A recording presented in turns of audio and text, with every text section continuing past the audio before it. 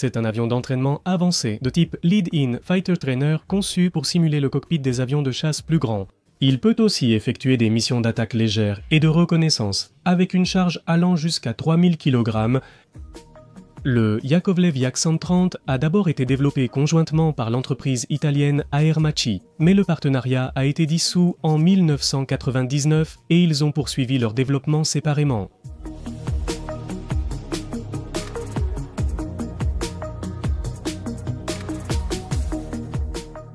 Le Yak-130 est introduit dans l'armée de l'air russe après son premier vol, en avril 1996. Et c'est un pari fort pour devenir un produit d'exportation. Bienvenue dans une nouvelle vidéo de l'aéropédie du monde de l'aviation.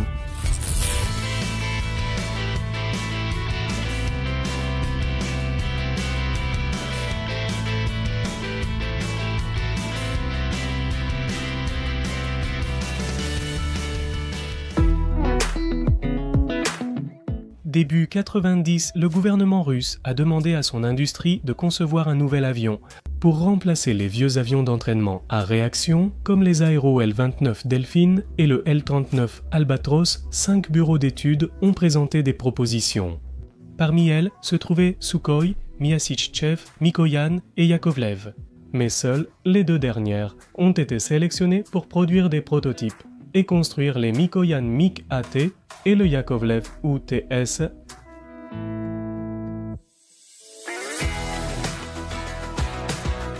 Le prototype de Yakovlev a été terminé en 1993, mais à cause de l'effondrement de l'Union soviétique, la société a été obligée de chercher un partenaire étranger. La même année, elle a signé un accord avec l'italienne Aermacchi pour développer ensemble l'avion renommé Yak-AEM. 130 Aermacchi assurerait alors le soutien financier et technique du projet.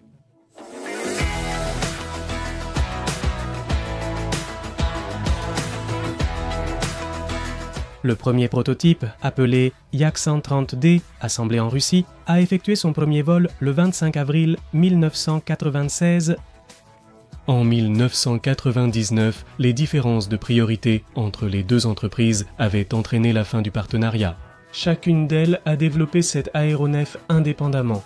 La version italienne, nommée M346, est donc presque identique au Yak-130. Yakovlev a reçu 77 millions de dollars de la société italienne pour les documents techniques de l'appareil.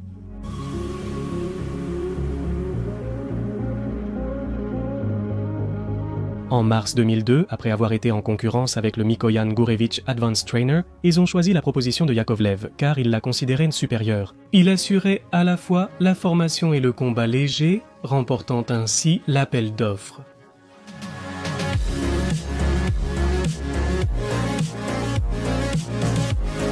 L'armée de l'air russe a commandé 10 unités pour des évaluations supplémentaires avant de commencer la production en série.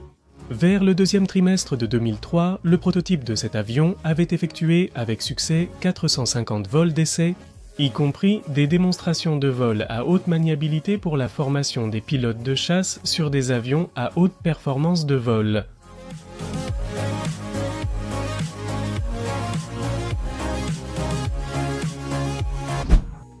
Il s'agit d'une conception bimoteur à aile haute biplace pour l'entraînement avancé. Il a un poids maximal au décollage de 10 tonnes et une portée de combat de 555 km avec les réservoirs de carburant internes. Sa vitesse maximale est de 1060 km/h et il possède 9 points d'ancrage pour transporter jusqu'à 3000 kg d'armement. Il peut emporter un canon de 30 mm dans une nacelle sous le fuselage central.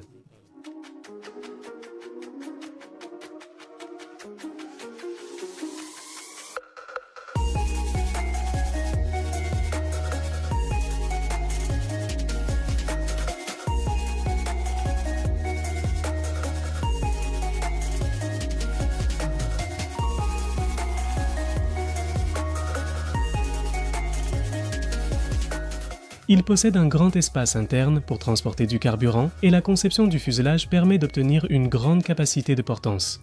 Le Yak-130 supporte une charge de plus 8G à 3G. Il maîtrise avec succès les manœuvres propres aux avions de chasse supersoniques modernes. Il est doté d'une armure Kevlar intégrée au moteur, au cockpit et au compartiment avionique.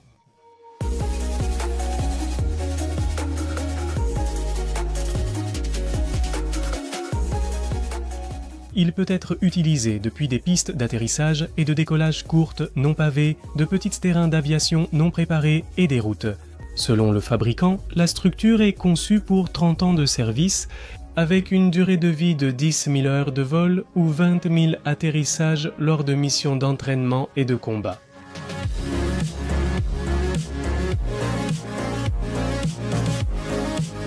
Il est équipé de rallonges de bord d'attaque et d'ailerons Fowler à 3 positions.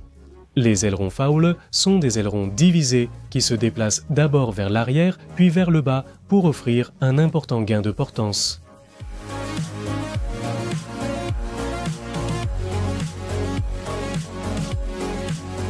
Les prises d'air des moteurs sont équipées d'une trappe qui s'abaisse pour couvrir et protéger les moteurs pendant les opérations de décollage et d'atterrissage.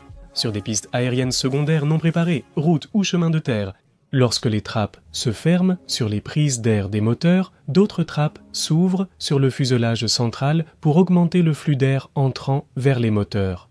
Ceci est similaire à la conception des chasseurs MiG-29 que nous avons vus dans la vidéo de cet avion.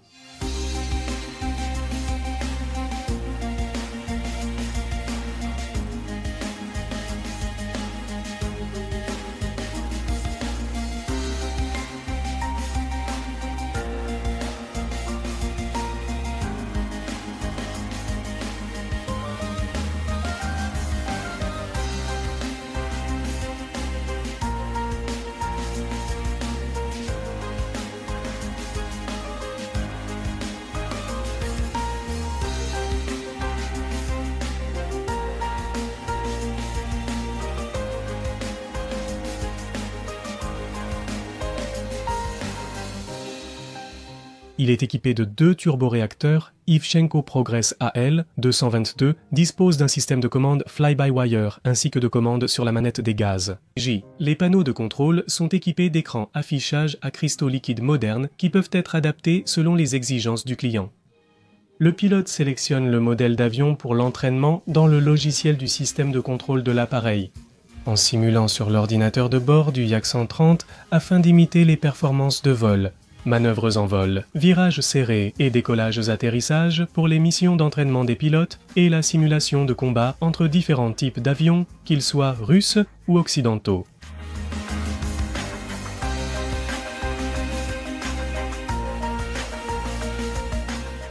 Il a un cockpit biplace pressurisé avec une verrière à 2 sièges en tandem.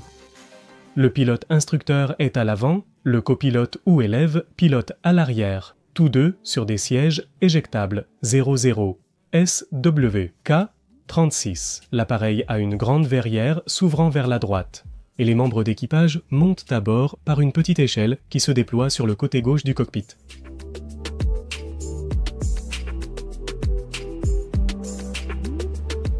La suite avionique à architecture ouverte, installée sur le Yak 130, permet d'intégrer une large gamme de systèmes d'armes occidentaux, ainsi que des missiles guidés, des bombes guidées par laser et systèmes de positionnement global, y compris des armements occidentaux comme le Air Intercept Missile, 9 Sidewinder le Magic 2 et le missile Air-Sol Air-to-Ground Missile 65 Maverick, augmentant ainsi sa capacité de combat.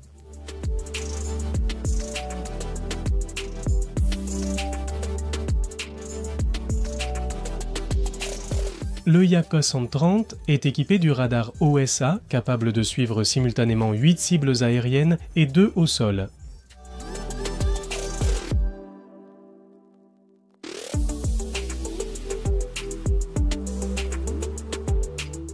En 2005, la force aérienne russe a commandé 12 Yak 130 dans un contrat total de 200 appareils. Ils ont aussi été achetés par l'Algérie, le Bangladesh, la Biélorussie, le Laos, le Myanmar et le Vietnam.